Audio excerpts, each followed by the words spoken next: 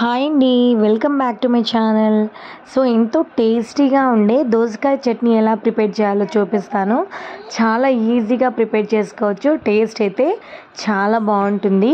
దోసకాయ తినని వాళ్ళకి ఇలా చేసి పెడితే మాత్రం ఇష్టంగా తింటారు. అసలు అది దోసకాయ చట్నీ లాగా ఉండదు, టేస్ట్ అయితే సూపర్గా ఉంటుంది. సో దీనికోసం నేనైతే కొన్ని పచ్చిమిర్చి తీసుకొని వీటినైతే కొంచెం ఆయిల్ వేసుకొని ఫ్రై చేసుకున్నాను. సో మనకి స్పైసీనెస్ ఎక్కువగా కావాలి అంటే కొంచెం పచ్చిమిర్చి అనేది ఎక్కువ వేసుకోవచ్చు. సో ఇదే ప్యాన్లో ఒక గుప్పెడు కొత్తిమీర అండ్ పుదీనాను కూడా తీసుకున్నాను. అలాగే 2 మీడియం సైజులో ఉండి దోసకాయల్ని కూడా కట్ చేసి వేసుకున్నాను. వీటన్నిటిని కూడా కొంచెం ఆయిల్ వేసుకుని కొంచెం కచ్చాపచ్చగా కొంచెం ఫ్రై అయితే సరిపోతుందనమాట. తర్వాత వీటన్నిటిని మిక్సర్ జార్లో వేసుకోవాలి. 2 టేబుల్ స్పూన్ ఆఫ్ నువ్వుల్ని కూడా యాడ్ చేస్తున్నాను.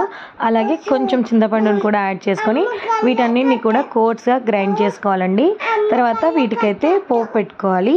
పాన్ పెట్టుకుని ఆయిల్ వేసుకోవాలి. ఆయిల్ అనేది హీట్ అయిన తర్వాత ఆవాలు, జీలకర్ర, అలాగే ఎండుమిర్చి, ఇంకా కరివేపాకు, పసుపు యాడ్ చేసుకొని సో ముందుగా మనం గ్రైండ్ చేసి పెట్టుకున్నాం కదా, దాంట్లో వేసుకుంటే ఎంతో టేస్టీగా ఉండే దోసకాయ చట్నీ అనేది రెడీ అయిపోయిందనమాట.